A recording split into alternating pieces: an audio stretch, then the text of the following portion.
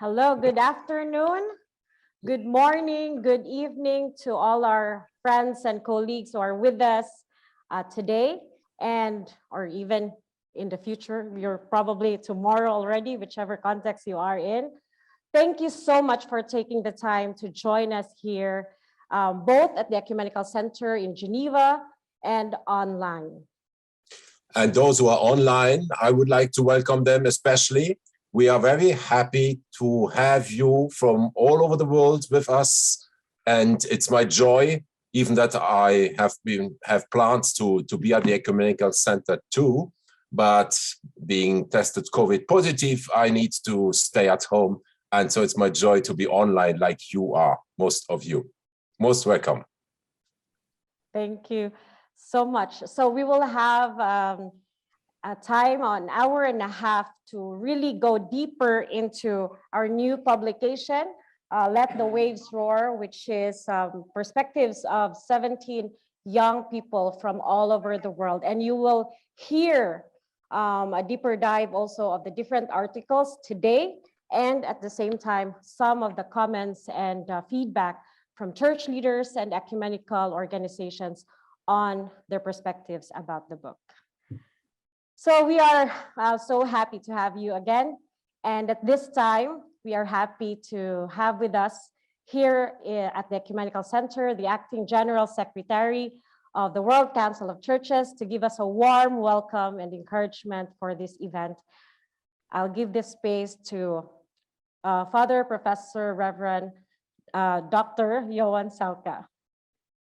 Thank you so much, Yulia. So many titles that I get lost. So. Eminencies, Excellencies, Your Graces, dear young people, young in age and young in heart, and dear ecumenical friends from around the globe participating in the book launch today, a deeper dive into Let the Waves Roar, edited by our colleagues Joiva Bahol, WCC Program Executive for Youth Engagement in the Ecumenical Movement, and Reverend Dr. Benjamin Simon, WCC Program Executive for Church Relations.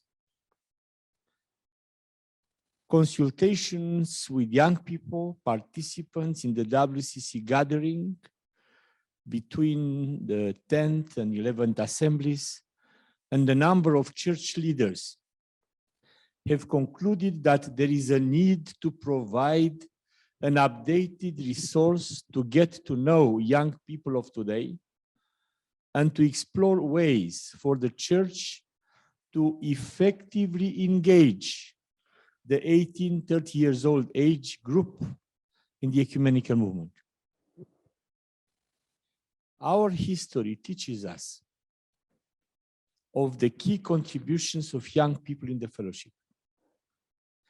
And so it is also important today not only to regard them as the future, but to listen to them and to take seriously their impulses and suggestions, their experiences and fears.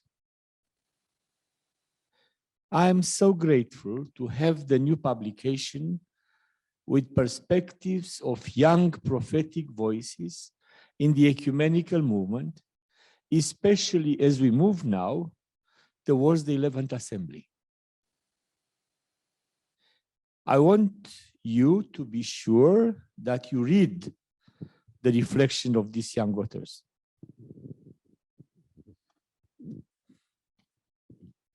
They are creating waves,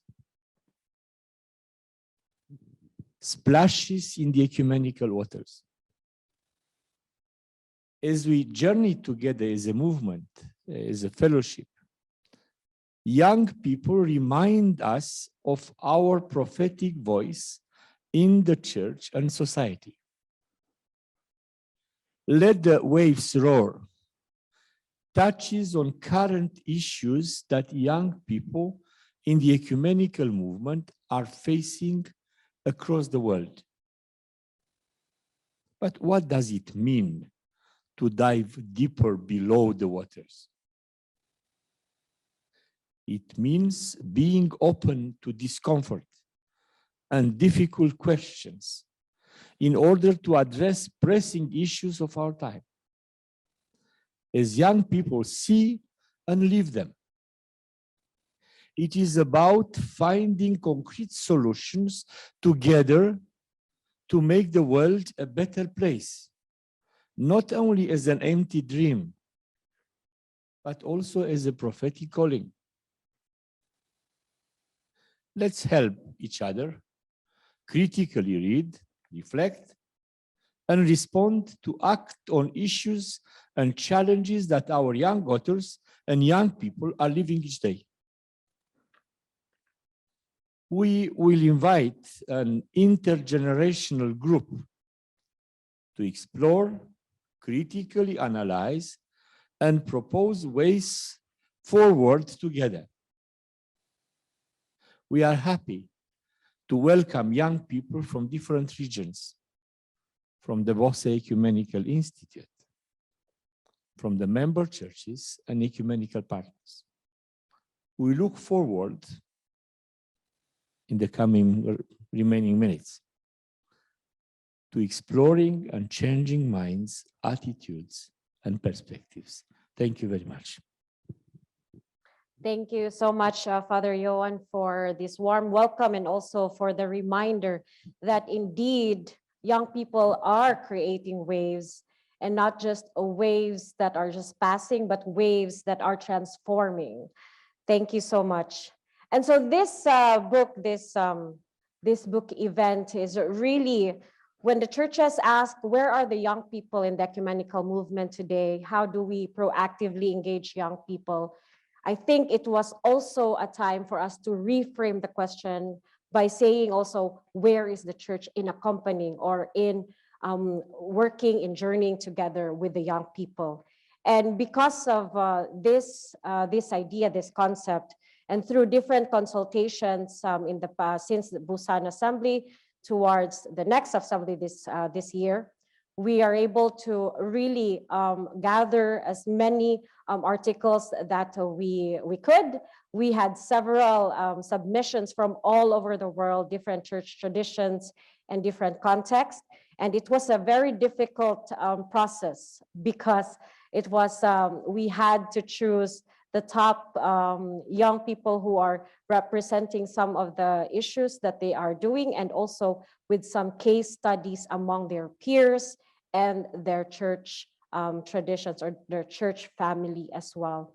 But we do appreciate all the young people who submitted their articles to this book, to this publication. And at the same time, we also continue to encourage that you've asked these questions as church, member churches, as ecumenical partners. And this is one of the resources that we encourage the fellowship to not just read, but to use this in your different communities and your different involvement in the ecumenical movement. So we'll hear more about this, and my colleague Benjamin will tell us more about this event. Thank you, Joy Eva.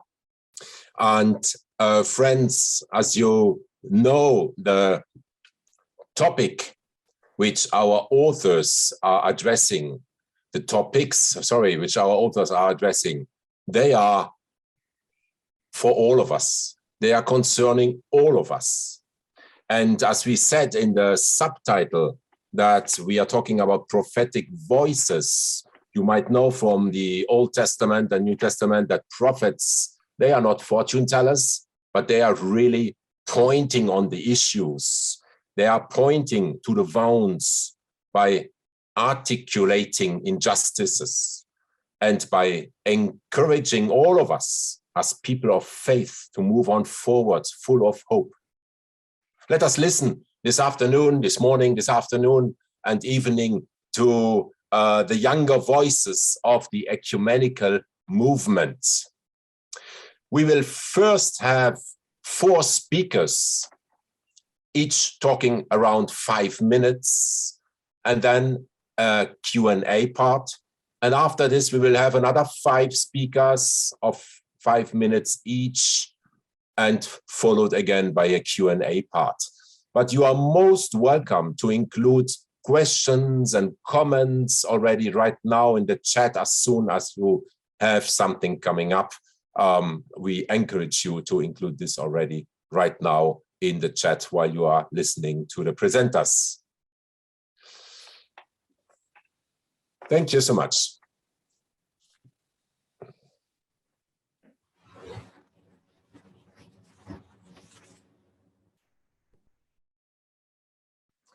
For the first part of our deeper dive into the book, we'll hear perspectives from two of our authors, Lani Anaya and Father Yulia Marius.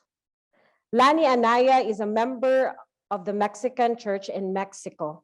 She is from Mexico and currently lives in Germany, where she is studying in MA in Ecumenical Studies at Bonn University.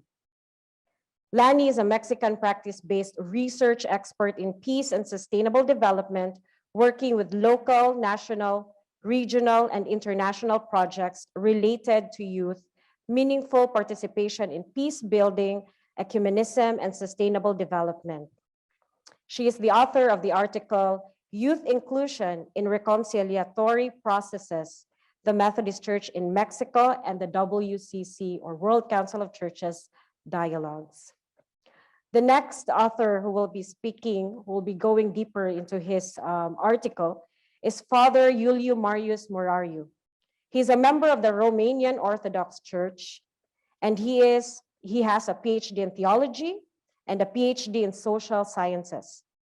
He's a researcher in the Faculty of Orthodox Theology from Cluj-Napoca and an associate researcher in Pretoria University, South Africa. He graduated at the Ecumenical Institute of Bose in 2018. He is the author of the article, The Romanian Orthodox Youth in the Ecumenical Movement, Its History and Potential Future. So we'll start with Lani and we proceed with Yulia. Thank you, Joiva. Thank you, Father Yon. And I'm really happy to be with you both on site and online. This publication, as a nerd person in young people, meaningful participation and a passionate of ecumenism, means a lot.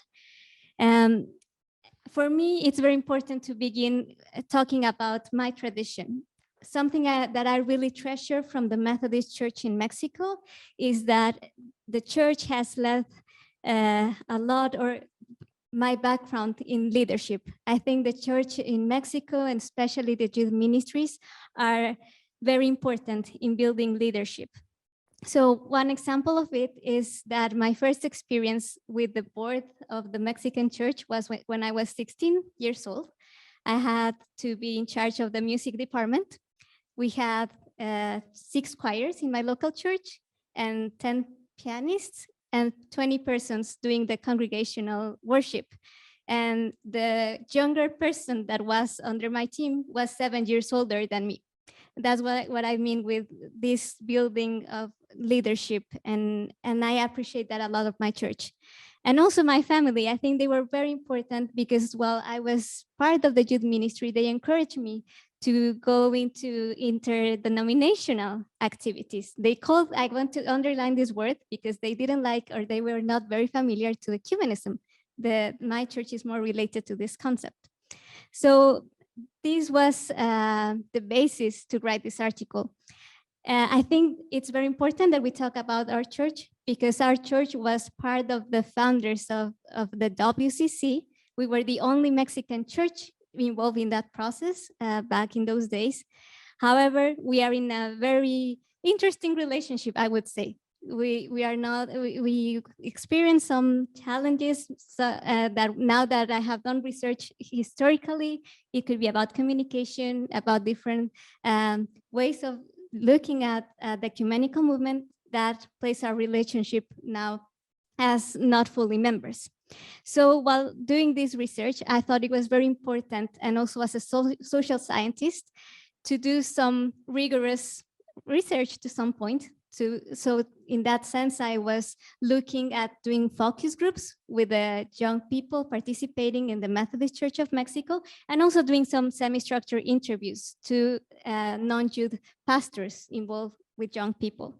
And three aspects that I want to highlight during this article are what we understand as ecumenism, what are the intergenerational perspectives, and also how is young people participation in decision-making processes in my church tradition.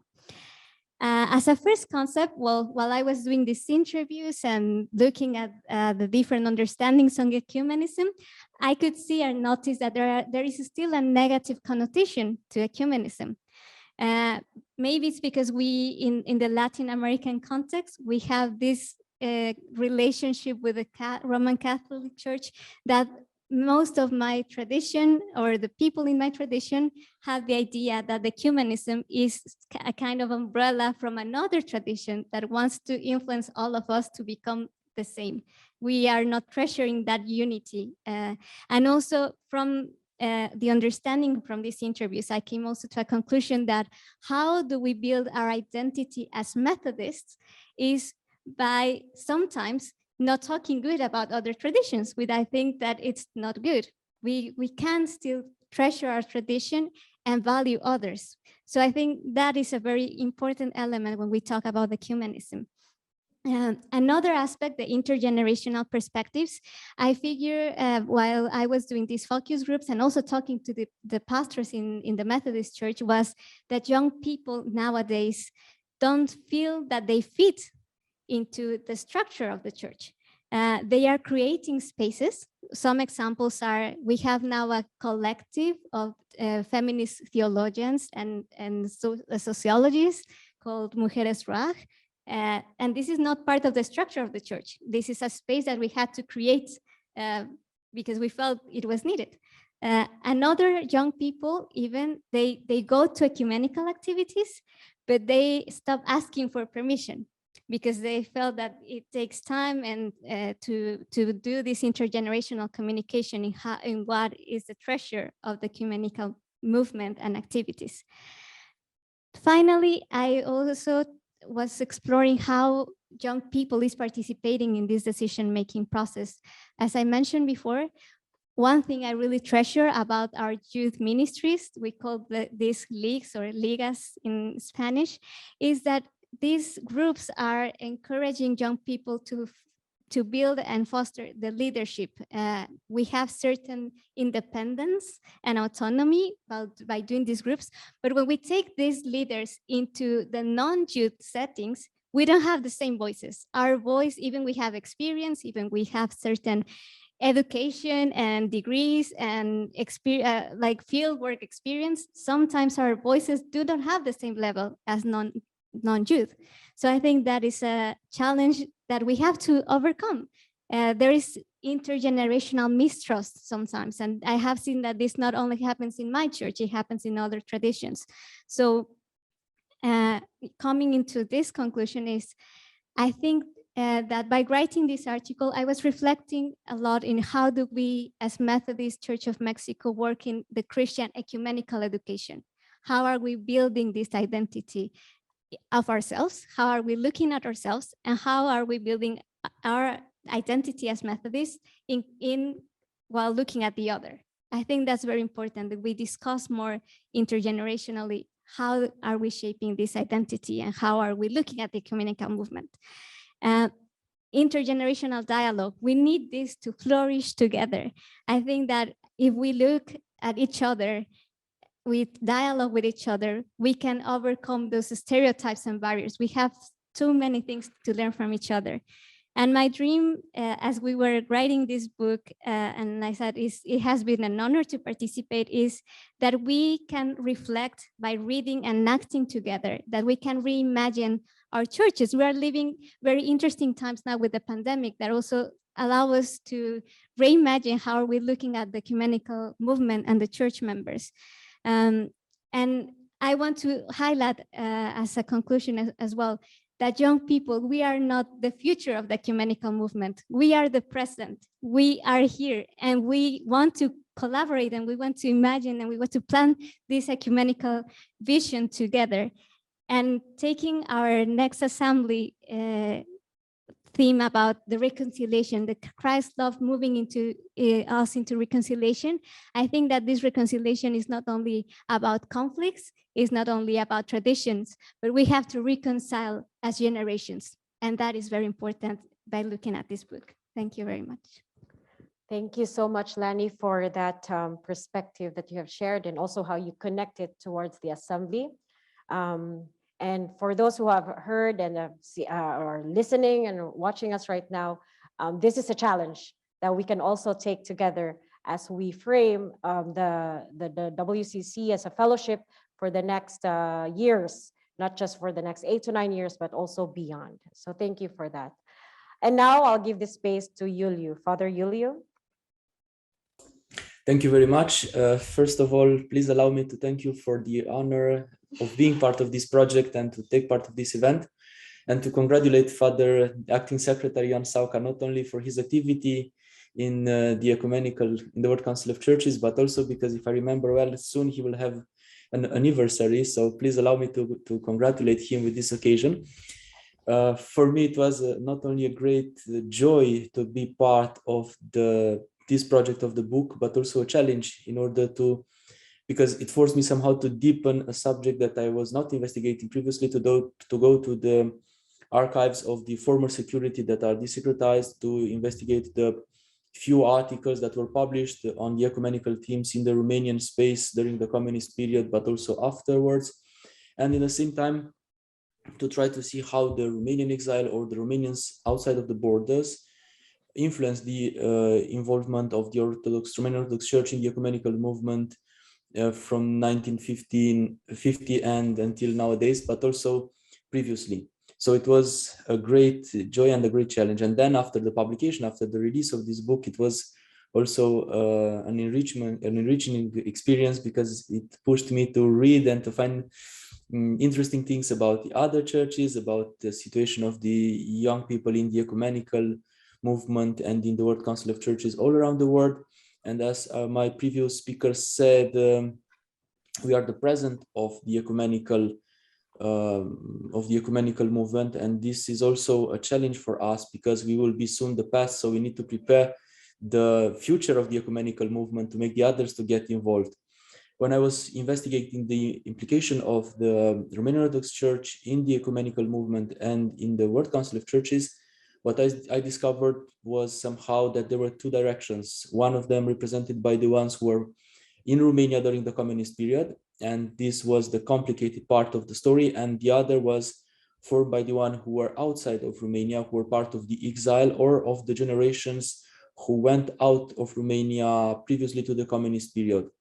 In America, or in North America, where I am now, for example, there were a lot of Romanians that came in the end of the 19th century, in the beginning of the 20th century, and they were organized in their parishes, in their communities. They have their bishops, so they were involved in the ecumenical movement. On the other side, the exile from the Romanian Orthodox Church was also partially formed by young people, like Father Andrei Schima. At the moment, Father Bria was a young generation representative, and they somehow contributed to the increase of the impact of the ecumenism in the Romanian Orthodox Church outside of the borders. From the ones who were already part of the Romanian Orthodox Church in Romania, in a communist Romania, it was somehow difficult to get involved, because on one side, not everybody was allowed to depart from Romania. And then when you departed to take part of an event in the ecumenical space, it was always this fear to not say something, to get upset, to make angry the ones from the official authorities that were very, very paying very much attention to what was happening in the ecumenical field. So it was interesting to see how they managed somehow to not make the authorities to get angry, and in the same time to understand and to promote the Orthodox tradition and its reach in the ecumenical field. And then it was so interesting to see that after they coming back from spaces like the Ecumenical Institute from Bosei, for example, they started to put in practice what they have learned here, and this contributed to the closeness between different churches in the Romanian space. it was interesting to see this. After 1989, I also investigated the way how the ecumenism involved the young people, and I was glad to see that phenomena like These contributed to a deeper understanding and the enrichment of the wish to know the others. And in the same time, to see that we have future for the young people in the ecumenical movement in the Roman Orthodox Church. And I think this context with their challenges come to show that we need to somehow reconfigure our way of acting, to come closer, to be more open-minded to the challenges. As Father Sauka said, being part of the ecumenical movement sometimes means to accept, to have uncomfortable questions to answer, to challenge yourself, but in the same time is an experience that makes you smarter, that enriches you in the understanding your faith and the other one in the same time. And in the same time, it helps you to know more and better what you need to do in order to improve the way of seeing Christ and coming closer to him. So thank you once again for the possibility to be part. I hope you will enjoy the book, at least as I enjoy it. And many thanks for all what you are doing here, both in the Bosse Ecumenical Institute, where for me it was a huge experience that really shifted my life, I would say. Professor Benjamin knows what I say. And also in the World Council of Churches. Thank you so much, Father Yulia, for your perspective as well.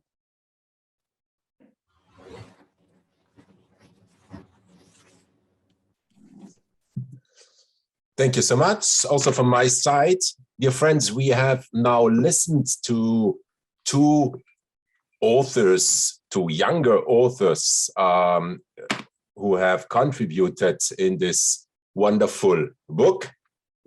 And we will now listen to two presentations from church leaders. And as we said earlier already, the book is not fulfilling its sense if we would remain under young people, not including me, but if only the young people would be around and only the authors would be around. So therefore, it is so important that we hear from our member churches, and especially from two representatives who are in the leadership of their churches, from their perspectives. First, I would like to invite Karin van der Broeke, the Chief Program Officer of Kerk en Actie, and a WCC Executive Council member. Most welcome, Karin. We are listening to you. The floor is yours. Thanks, Benjamin, and thanks to all of you. But first of all, thanks to the authors. Thanks to the young prophetic voices for this book. In this book, many perspectives are shared, and storytelling is an important instrument for change, I think. On our pilgrimage of justice and peace, we as WCC made the statement that celebrating gifts and visiting the wounds would help us to transform injustices. Going back in the history of the WCC, we see the power of young voices in many ways. Students played a huge role in the ecumenical movements. I experienced this capacity of students myself during the years I used to be a student chaplain. So much creativity, so much engagement and commitments in church and society among students. It was a powerful, transformative measure to influence church and society. What I notice in church and society is the switch between young people as subjects and young people as objects. Worldwide, there are many concerns on children and young people. Children and young people cover more than half of the population of the world. And too many children and young people are growing up worldwide in unsafe situations and do not have the perspective of stable development. It is for this reason that many churches and faith-based organizations focus on vulnerable children and young people to contribute to a better perspective for these groups. Inclusiveness is most of the time a guiding principle in this work. There's focus on issues where the rights and well-being of children and young people are in jeopardy, namely prevention and combating of sexual violence and violence based on gender, the prevention and combating of child labor, and the improvement of future perspectives for young people. An important question is whether children and young people are objects or also subjects in these programs. For me, we have a clear answer today. We have to think inclusively, give children and young people a serious place in our churches, and in these processes, they are actors of transformation themselves.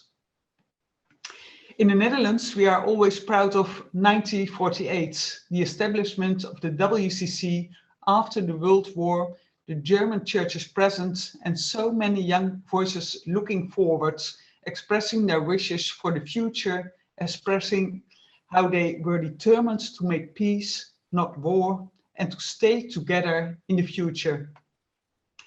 It is what we find back in different situations. Young people have to deal with the consequences of the past, but in the meantime, they experience the pull factor of the future.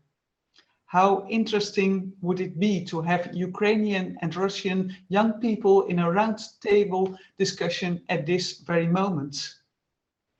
I highly appreciate that we have as WCC Bossé, where young people from all over the world receive education with a strong accent on meeting and learning from each other, and on their opportunities from now on to influence church and society. I'd like to express my gratitude for those young people standing and speaking up.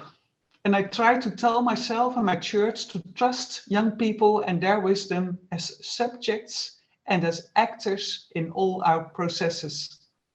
For me, the period in my life in which I was a student was perhaps the most important period of my life. I got the opportunity to act, and I learned to speak and to act. And later on, as student chaplain, I experienced the huge importance of my students as co-actors. And now, in my church and in the WCC, it's the same. It gives energy and hope to work together with young people. It makes me realize that the future is in the hands of the younger generation. And it is always a risk that experienced church leaders think the church is theirs. The experienced church leaders have the position to decide, the power to make the difference. They can decide whether to see young people as objects or as subjects. I do realize that sometimes it is needed that churches and faith-based organizations protect the rights and dignity of children and young people. This, however, is the way of thinking many of us have already. What we need to add, and perhaps it is what we need the most, is to estimate and to trust the wisdom of children and young people. The past, the future, and the present is ours. Thank you. Thank you so much, Karin, for these profound reflections from your context and for stressing, amongst others, about young people as actors of transformation. So here I'm curious, maybe later during the Q&A, to listen to more perspectives where young people are also transformers, actors of transformation. So here we will maybe come back to this and to many other points you raised. Thank you so much. As the second speaker from church leadership, I would like to invite Reverend Mi Arma Ashite. Reverend Ashite is from the Presbyterian Church of Ghana and is the ecumenical officer, and as far as I know, a delegate to the next assembly, which will take place in Karlsruhe. Most welcome, Reverend.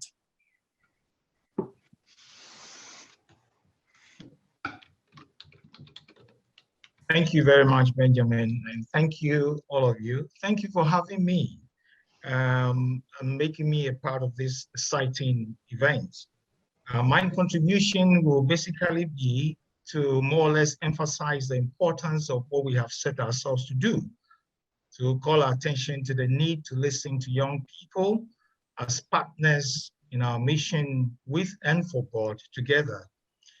And I like to begin by saying that I'm very impressed and bowled over, more or less, by the setting for what we are doing, that we see young people as waves that are rolling.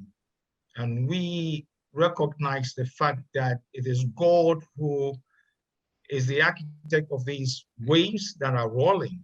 So in effect, what we are saying is that God is making our young people speak, make waves roll.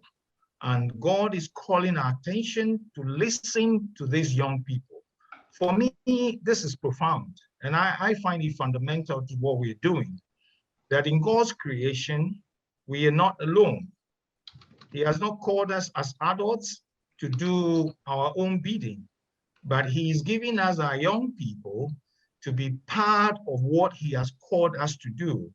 It is very important. And we are saying that WCC, that God wants us to listen. Listen, I have something to say to you. These are prophetic voices. I have something to say to you through these young people. So that for me is worth emphasizing, and it will be my cardinal point. There is another point that I would like to make, which again, I want to see as pivotal or cardinal, foundational. And it is the fact that young people or our children are our memory and our future. They are not just part of what we're doing here and now, but as adults, they are our memory and our future. When you read scripture, Deuteronomy chapter 6, you read Psalm 128, that's what scripture says, that the young people are quiver, are arrows in our quiver.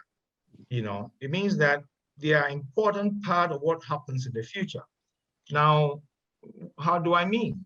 It is the young people who will be telling the future generations what God used us to do in the here and now. It is the young people who will be the continuity link for us in our mission with and for God. It is the next generation that will carry the memory of this generation and even the previous generation. It is the next generation, the young ones, who will continue from where we have left off. So more or less, I'm speaking to the older generation that this is time to take the younger generation very, very seriously. It is very important to listen to you, these young counterparts, as we work together with them towards a common collective future, especially in the ecumenical movement that is geared towards bringing the world together for a better and safer space.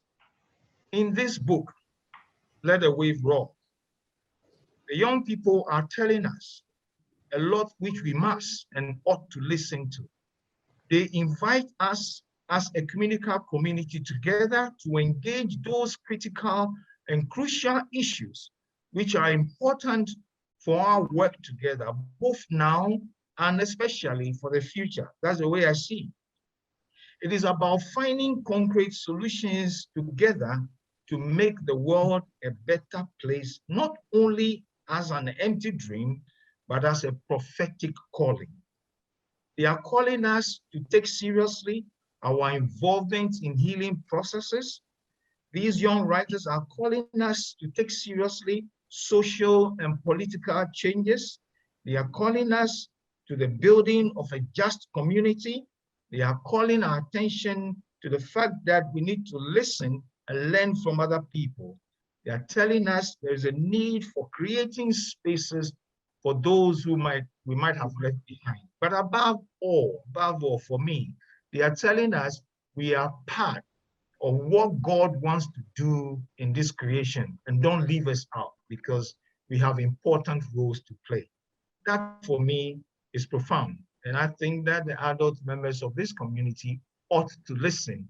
They must listen to what God is using the waves rolling to say to us in line with our prophetic, the fulfillment of our prophetic calling. Thank you very much. Thank you so much, Reverend Ashite, based in Accra. Thank you for having shared these reflections on the relationship between the younger and the older generation, and to stress on the fact that we need to search for a solution together. Thank you so much.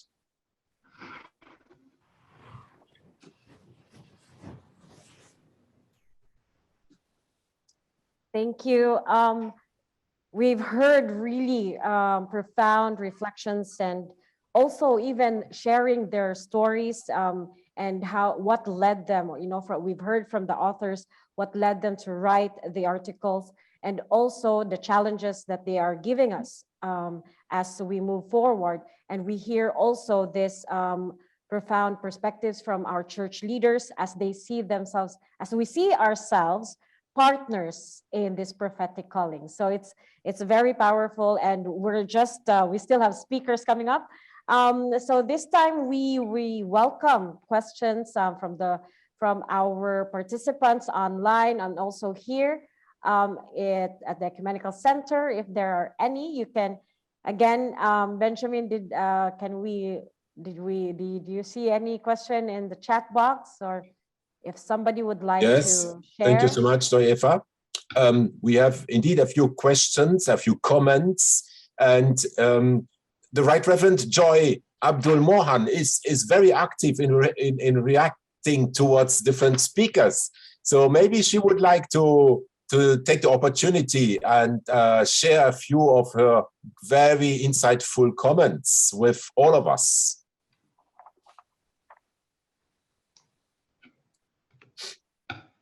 Wow, good morning, good afternoon, good evening, everyone.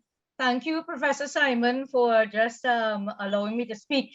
This is an honor. I did not know you were going to call on me, but I just want to, oh, okay. Definitely, I will start the video. Yeah.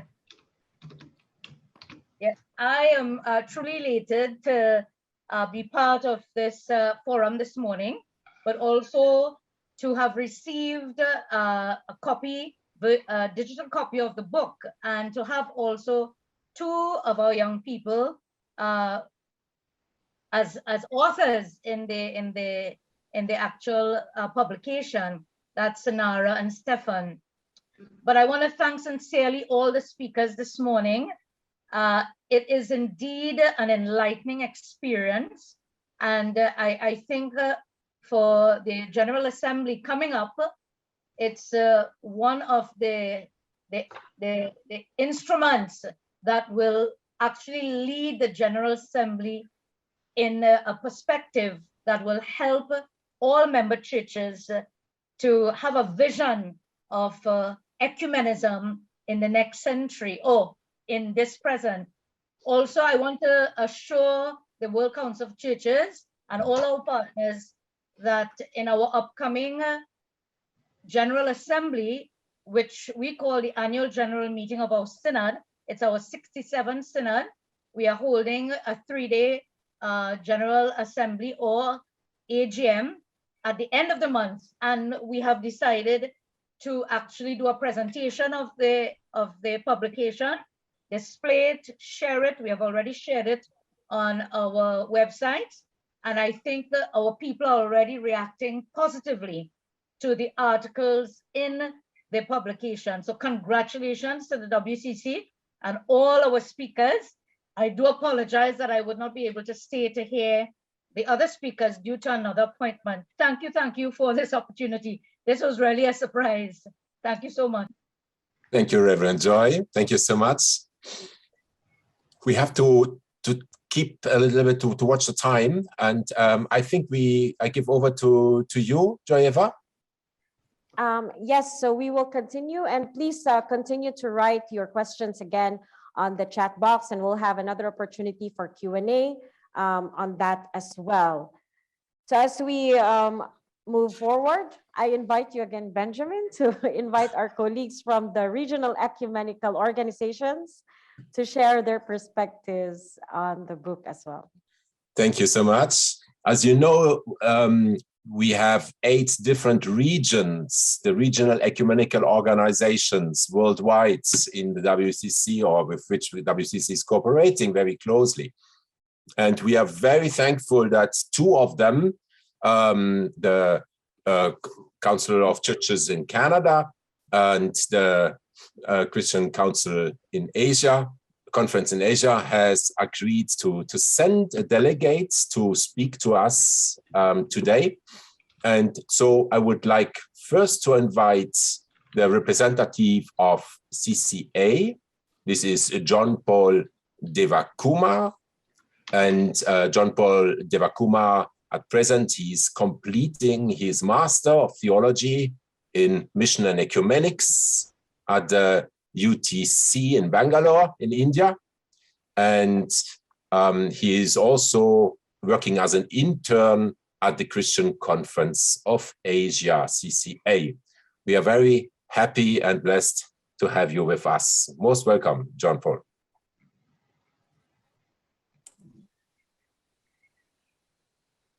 Yes. Greetings from Christian Conference of Asia.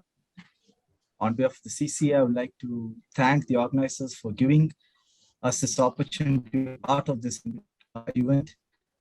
Thank you so much.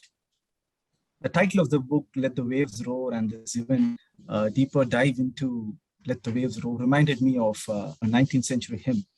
Master, the tempest is raging. It's based on the text from Mark chapter 4, verse 36 to 41 onwards. So a plain reading of the text and the lyrics would make us to focus on Jesus calming the storm in the sea. But when you dive deeper into the text, you might notice that the Creator using the creation, such as the wind and the sea, to teach profound lessons of faith to the disciples. In the same way, after reading this book, I felt that these young prophetic voices are used by the Creator to agitate all of us and to teach us. So congratulations to all the authors, contributors, and editors. I won't be able to share all my reflections on the book because of the time constraint. Rather, I would share on 2 chapters from the book written by our very own Asian authors deliberating on our Asian context. First, chapter 7, titled Building Oikopathos Toward a Pilgrim Youth Movement in the Time of Pandemic, by our Indonesian brothers, Fernando and Abel. Congratulations to both of you. It's a wonderful chapter, especially the way you have taken a case study of the Emmaus Long COVID-19 initiative, presented. It kind of shows you how much Asian youth in churches could really impact when they're given the opportunity to act, So the young authors have given a valuable suggestion to shift our mundane presupposition that we have, that we need to always help and save the youth, forgetting that rather, we can actually give them a chance, giving them a chance to be used by the church and the ecumenical organizations. Just a simple analogy that came to my mind, to dive deeper into this is relating how people dive from a springboard or a diving board platform. When a person jumps from a springboard, the potential energy gets converted into a kinetic energy. That kind of helps the person to jump off in air and then plunge into the water. And also to dive deeper, the person has to jump higher. In simple words, from what I understand from this chapter is that the youth have so much potential. There's a lot of potential energy in them. And as church and the ecumenical organizations, we should provide them the platform for them to jump, use the potential, convert the potential energy for the kinetic of God's mission. So as earlier someone said, young people are leaders of today, not just tomorrow. So I think it's high time that we give them the platform so that they could jump up high and plunge, so that they could create ripples of waves that would change this world. We at CC also have a lot of training programs for the youth, such as the Young Ambassadors of Peace in Asia and other consultations exclusive for the youth, such as the Asian Ecumenical Youth Assembly. So through these platforms, we strive to ensure that Asian youngsters, their voices are heard, and also try to use the potential they have for the right cause. The second chapter that, again, it's the following chapter, chapter 8, titled Together Towards Just Community of Women and Men in Asian Context, authored by a very familiar name in CCA, a sister from South Korea, Hanbit Ree. And she has worked closely with us and has been a speaker at 3 recent events we organized on gender equality, women leadership, and in the pandemic. So coming to a chapter, to be honest, I felt it wasn't a small wave or a wavelet. It was a huge tsunami to its readers. It kind of hit me so hard, the way that she explores the unjust realities of young Asian women, both within and outside the walls of the church, especially through those interviews in solidarity with the interviewees. It gives us the answer to why so many young Asian women leave the church. Again, her coming in a chapter, coming to a proposal that she tries to give us towards a just community. It's commendable, and especially the third point, the change in the system, the pressing need to dispel the gender-based politics in the church and making, church a safe place for women. Again, trying to dive deeper into this issue as a theological student from India, I noticed that this problem of gender disparity in churches starts from the pulpit. And I somehow feel that there is need to change, in terms of this, just by adding courses and subjects on women's studies and feminist theologies in the pedagogy, but they should actually change their ethos of the seminary, from administration to the day-to-day activities of the seminaries. In fact, she has also rightly pointed out in the way she has presented the 3 changes that's needed for a just community, keeping first the change in attitude, which I feel that the seminaries and institutions that train these pastors and clergy should take it into consideration, that they need to change their attitude in the way they treat even women who come as students, young students who want to get trained in theology and to be get involved in pastoral ministry later. So a lot of overarching vision has been presented in these books, but I felt maybe over the discussion we could discuss some actionable ideas that could really make sure these waves go and reach the shore and create an impact. So thank you for the invitation once again and listening to me. Thank you so much, John Paul, for having stressed on 2 different articles from 2 different contexts and about 2 different topics. We are very happy now to move to a recorded reflection, which comes, sorry, my computer, which comes from Father Mebratu Gebru. He is a representative from the Christian Council of Churches in Canada. We are very happy to have him with us. And I will now share my screen and hopefully everything will work. Hello, everyone. I would like to congratulate the 17 young authors who contributed to this impressive work, Let the Waves Roar.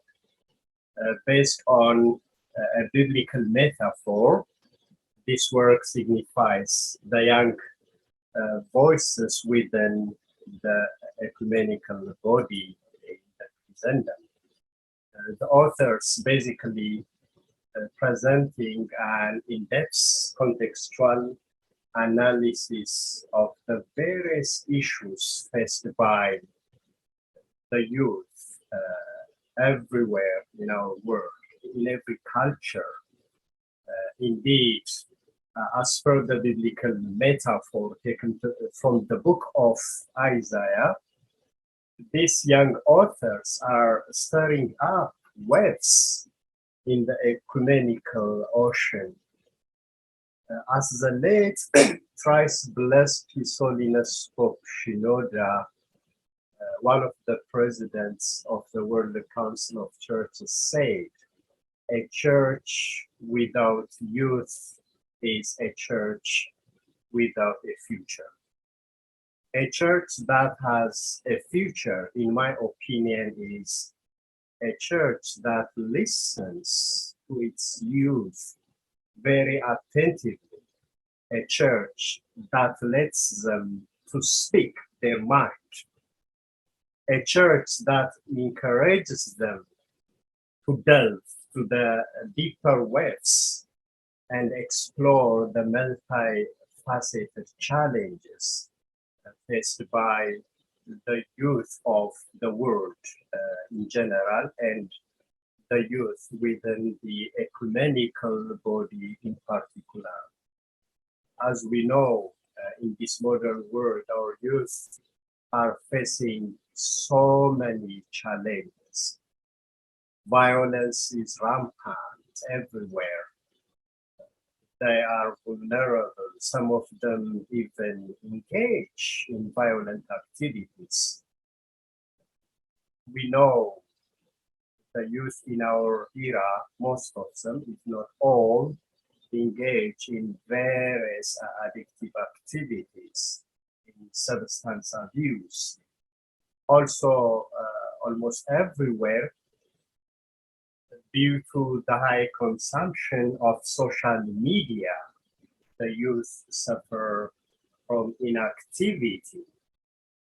They spend most of their times on the internet. As a result, they are in danger of loss of thoughts in this non-linear world of web. They have their own means of communication. The youth in this era communicates in terms of specific images, pictures, tattoos. They have their own way of style of life, their specific way of walking, communicating in general. Also, the biblical view of sexuality that considers sex as a sacred gift of the divine is ignored. And the youth are the target of systematic brainwash. Even they suffer from the consequences of sexual depravity due to all these dangers in this world. Our youth, my friends, are insecure. There is loss of identity, loss of value, loss of dignity. They don't consider themselves as the bearers of God's image with which the human person was created. Also, I understand that the youth, like the ones who composed this wonderful book, are offended by what they see in their respective churches. While the Church of Christ is one, due to the failure of the members of this one body of Christ, the mystical body, there is a schism. There is hatred within the church that have greatly offended our youth. So let's listen to them. Let our youth speak. Let the waves roll so as to bring change, so as to bring transformation of life. And I pray that this work would be for God's glory and for the betterment of our service in the vineyard of the Lord. All glory and adoration be to the triune God, now and always, unto the ages of all ages.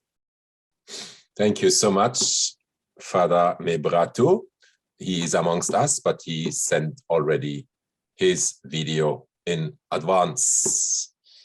And I would like to welcome now two of our students from the Ecumenical Institute in Bossé. First of all, I would like to welcome Amongla Longcha from Nagaland Baptist Church of Northeast India. She is a master student in missiology, and she was serving as a seminary teacher at Kolkata Bible Seminary from the Evangelical Church of India in Kolkata. Most welcome, Amangla.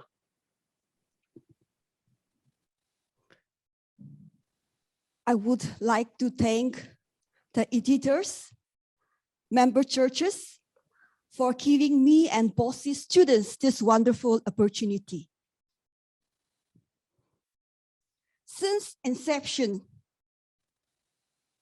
the young people, the youths, have been critical in bringing and engaging in different issues of great importance in national, regional, and global context by bringing to the attention of the churches and the ecumenical leaders.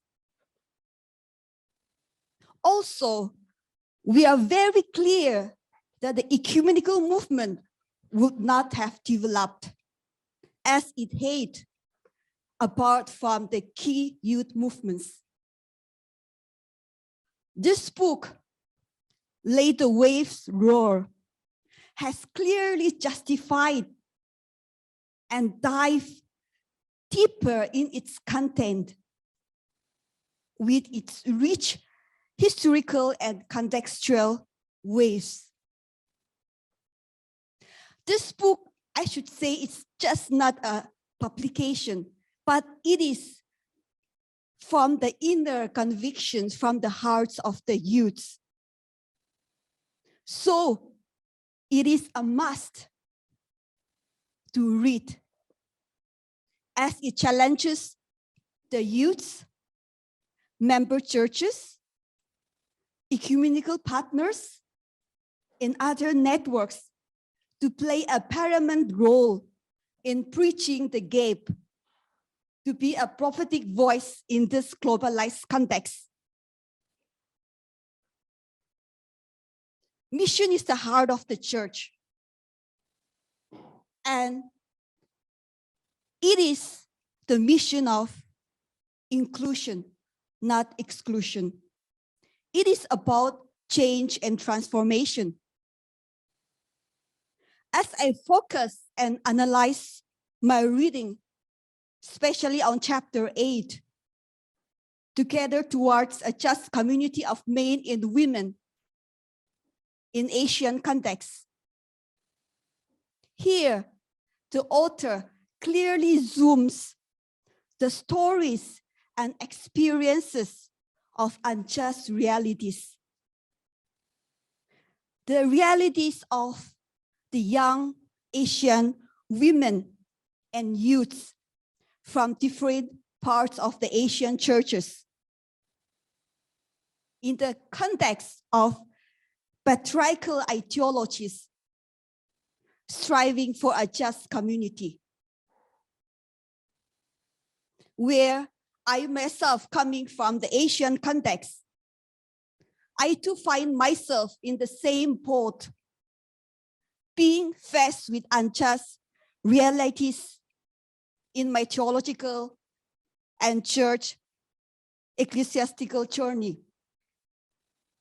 It is very disheartening to listen to the pathos, to the stories of the intersectionality, background of gender inequality in the Asian churches that is experienced by the young female seminary theological students and youths.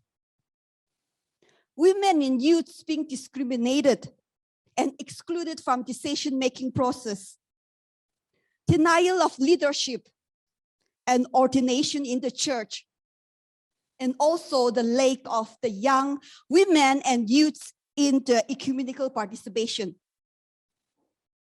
And therefore, the author argued that Asian churches, the churches in Asia, do not consider this reality of marginalization and discrimination as a problem, because of its natural and traditional cultural context.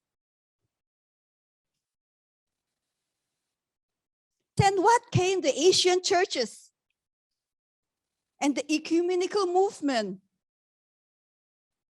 can do more towards building a just community. It is to break the silence, to be a prophetic voice, provide space and avenues for the youth and women to recognize the needs of increased inclusion in leadership. Then only the churches in Asia can protect and preserve its existence towards building a just community that is a community of shalom. And this book, Let the Waves Roar, expresses the agony, the desires of the youth, inviting the member churches and the ecumenical movement to work together, leaving no one behind. Lastly, I would like to request all the readers to read this book with an ecumenical lens, identifying oneself in the sight of the vulnerable, to contemplate on certain issues and challenges that the youth yearn for, and give an ear to our stories. Allow our voices to be heard. Let us work together, learn from each other, listening and learning from different perspectives and opinions provides opportunity to find a common ground, irrespective of age and gender. It is the hope of the youth that every church members and the ecumenical leaders will put forward a concrete effort and strive together in action towards a visible unity. Thank you. Thank you so much, dear Amandla, for your moving words about unjust realities in Asia, but for sure they can be found in other contexts too. And probably the many people who are attending from different contexts do connect this also to their contexts. We really have to work on this much more in the future.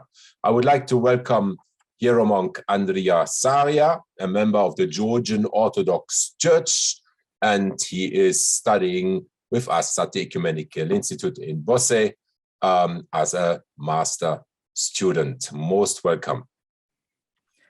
Thank you very much, first of all, for this great opportunity.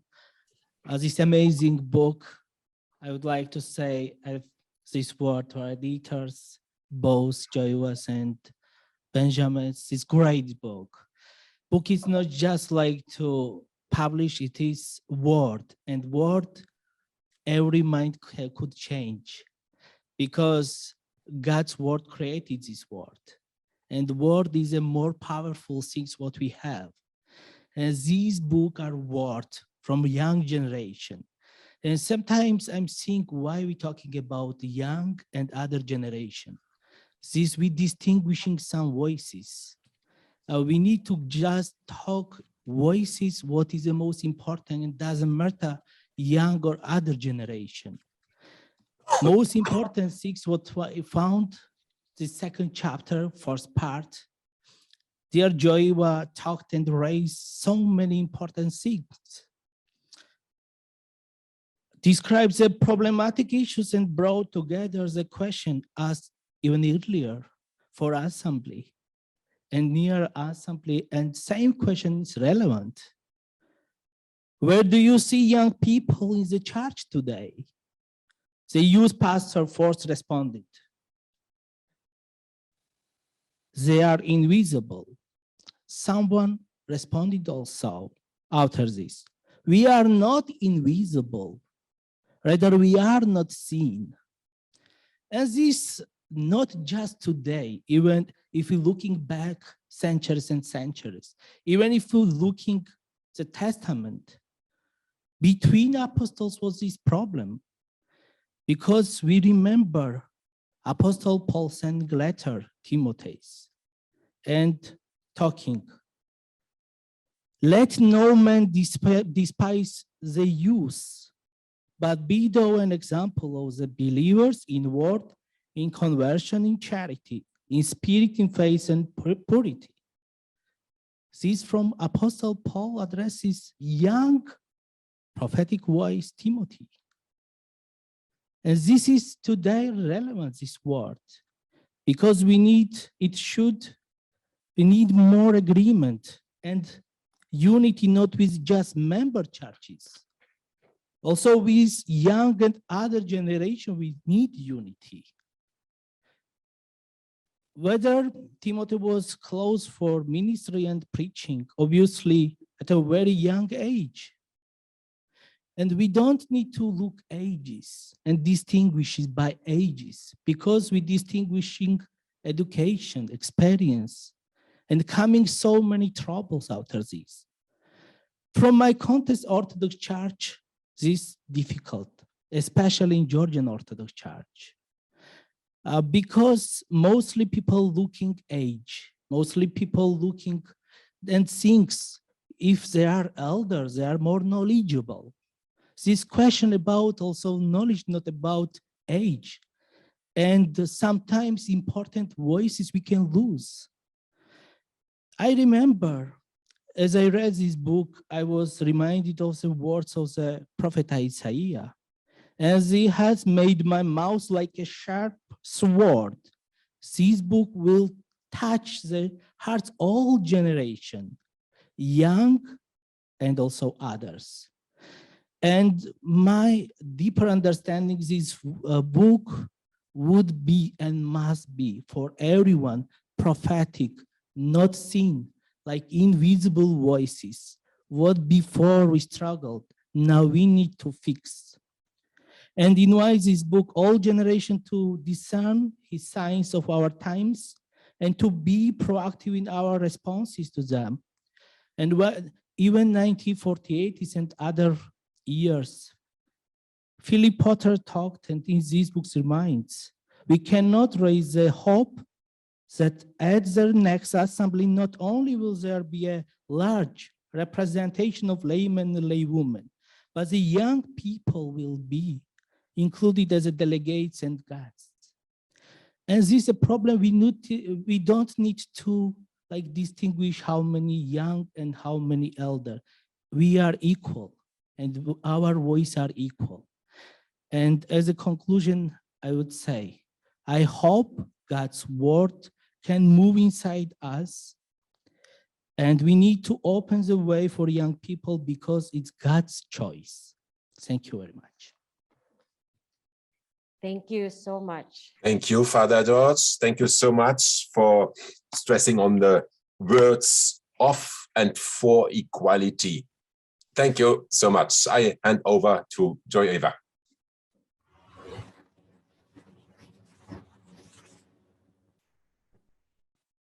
Thank you. Wow, we're almost at the end of our discussion and our listening to different perspectives. And so now, of course, we will go back to listening to our authors. And this time we will be listening from a perspective in the Middle East. We have with us Miss Yasmina Rishmawi. She was born and raised in Bethlehem in Palestine, and she is currently residing in Brussels as she pursues her advanced master's in cultural anthropology and development studies at KU Leuven. She is an active member of Christ at the Checkpoint Young Adults and a member of the steering committee of the Palestine Youth Ecumenical Movement. She serves as a primary representative for the Middle East on the World Student Christian Federation Executive Committee. She's the author of the article, Palestinian Christian Youth, A Clash of Identities. Yeah, welcome Yasmina, and please have the floor. Thank you so much, Joy Eva. I'm so happy to be here amongst all of you. And I'm thankful for the opportunity for all of us to express our voices in the book.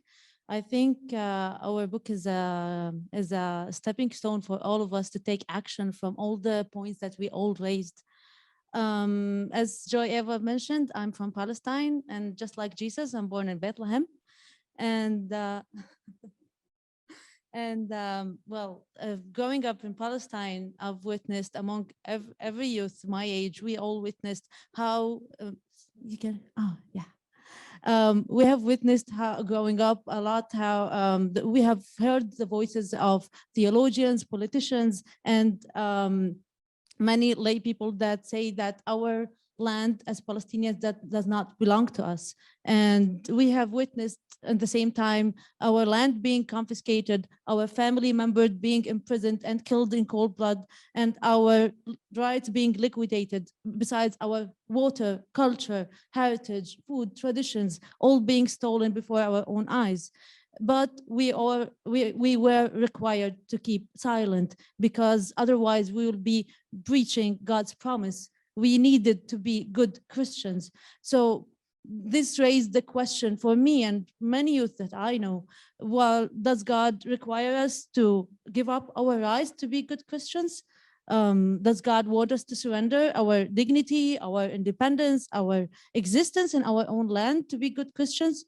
Or are these beliefs foreign to us? Are these beliefs imposed on us by a colonial theology, a theology that is weaponizing our own Bible and using it against our own existence in our own land and justifying our own oppression? So these interpretations of the Bible are creating a threat to us, as in our a threat to our existence in our homeland. They made the Bible an enemy for us, so it's not good news anymore. The Bible was transformed into an active participant in our persecution. These interpretations have molded Christianity to us to match the colonial imperial ideologies. It's a colonial theology that it reinforced and maintained the unjust status quo that we are living through. It gave the Bible a hegemonic power that's stripping us, Palestinians, our rights to exist in our ancestors' land, our right to live in peace and in dignity and justice. Thus, these interpretations, interpreting the Bible in those terms and in this frame, is actively acting as a colonizing tool that is subjugating us and oppressing us. It's also distorting the image of God in us. It's stressing that we as Palestinians and as Palestinian Christians, we're not loved by God.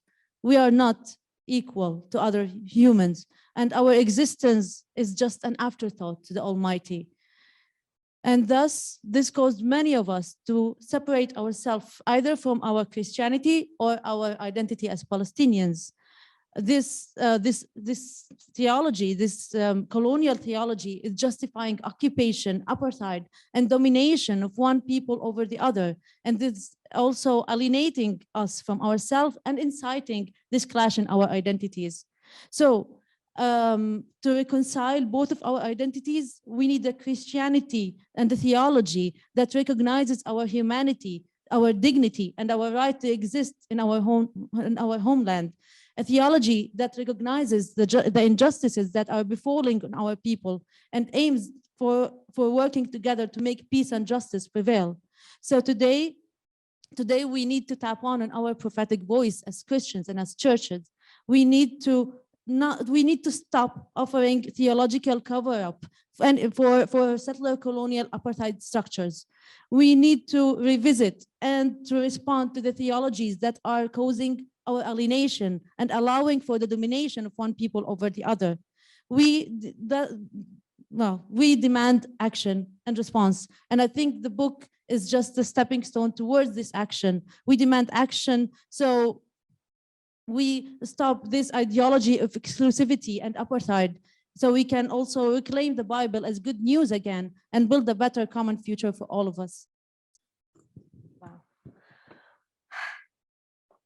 Thank you so much, Yasmina, for that strong call to action, especially with this. I think many of us could relate really with this colonial theology and how Bible is also being used in perpetuating all these injustices. And I think it's a good reminder when we talk about reconciliation and unity, which is part of the theme of the assembly, really looking into these different issues among ourselves within even our member churches, and how we address these issues to really be one as a response to Jesus' prayer that all of us may be one. But it is a very big challenge, and as we are in the pilgrimage, we continue to be in the pilgrimage to address these issues and towards building the kingdom of God and this economy of Christ that is really different from the world. So thank you for that. As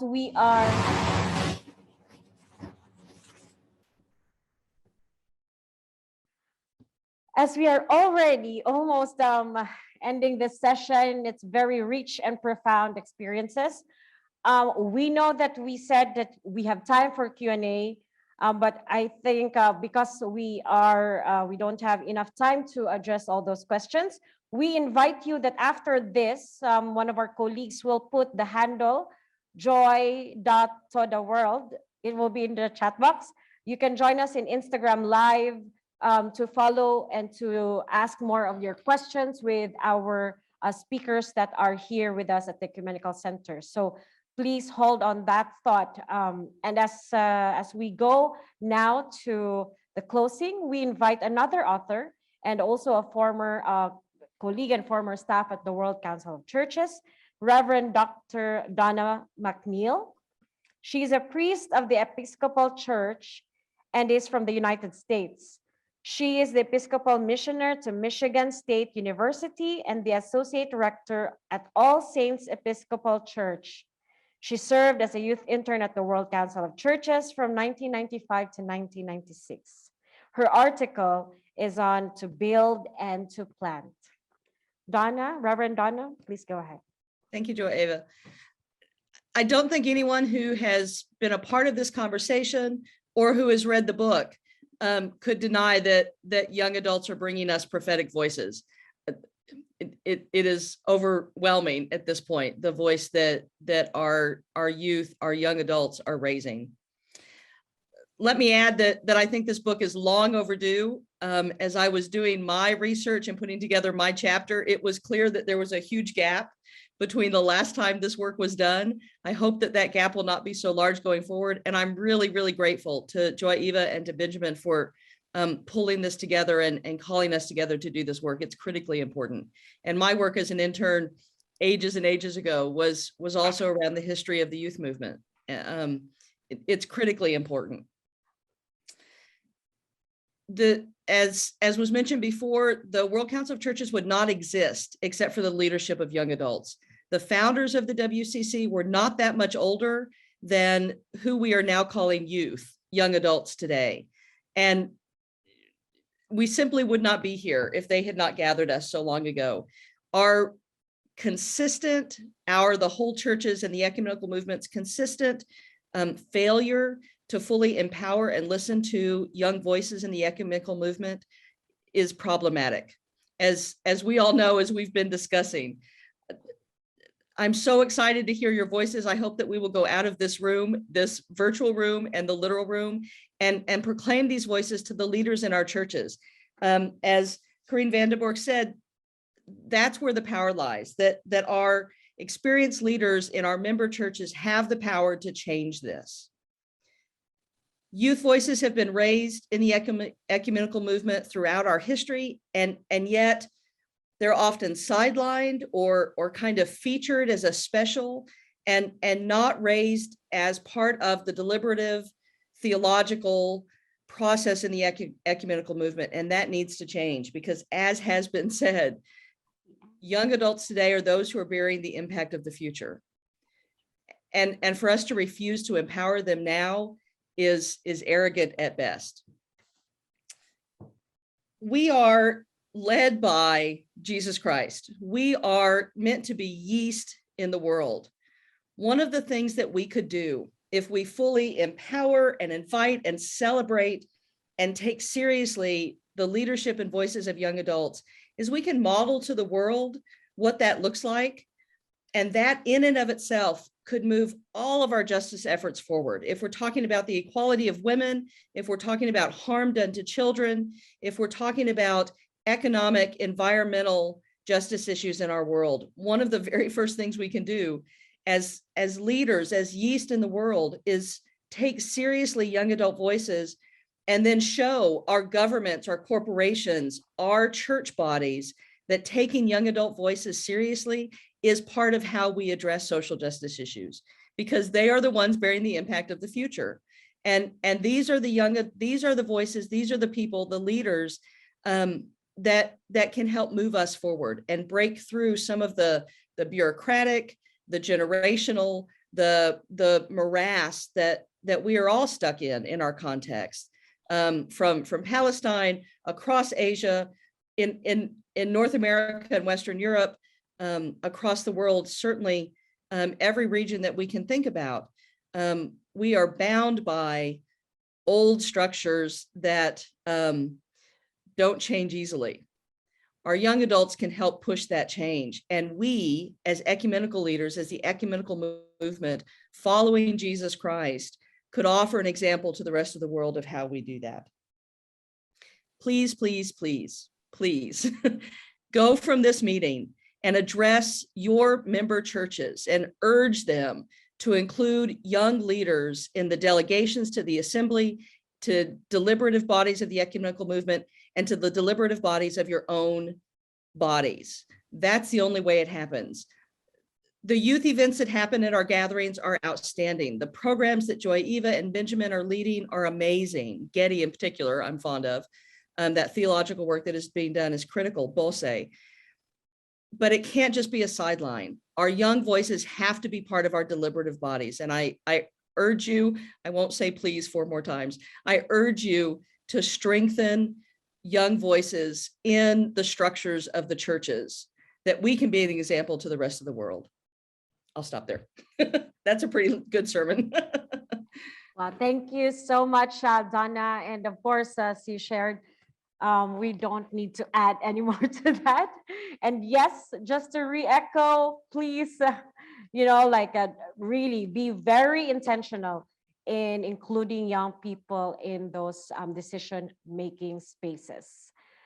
And so as we're closing this time, again, you have the opportunity to ask more questions and in a more informal way through the Instagram Live that has been put there. If you are in Instagram, you can follow us there in 5 minutes after we finish. And also, I would love to thank everyone who made this event possible. If we can share the video here at the Ecumenical Center as well. We really thank our authors for being here and for being honest with your perspectives as well. And for our church leaders and ecumenical partners, thank you for taking the time to look into this. And even for those who said that we're going to take this to our church gathering, we're going to take this to our assembly, and we're going to challenge our churches to really act on the challenges posed by young people in this book. So thank you so much for those commitments. And we trust that these commitments will move into action. So thank you again, and download the book. It's for free online, and you can order also for the printed ones. Benjamin? Also from my side, many thanks to all of you. I'm deeply impressed and moved by the powerful comments we heard this afternoon or today. And please see it as a kind of appetizer to read the book, to download the book, and to share the book and to talk about the content of the book with others. Maybe you can use it in your networks, in your congregations, and in your youth groups and other church partner groups. So feel free to make use out of it in many different contexts. And as you have seen, it is a good preparation for the 11th assembly, which will take place from the 31st of August till the 8th of September this year in Karlsruhe. Many of the topics that the young people are addressing in this book will be dealt with in the assembly in Karlsruhe. Many thanks to all of you. And I would love to invite all of you to open your camera right now so that our colleagues from communication can make a picture of all of us. Would be so nice to see all of you. And I hand over to our colleague Walter.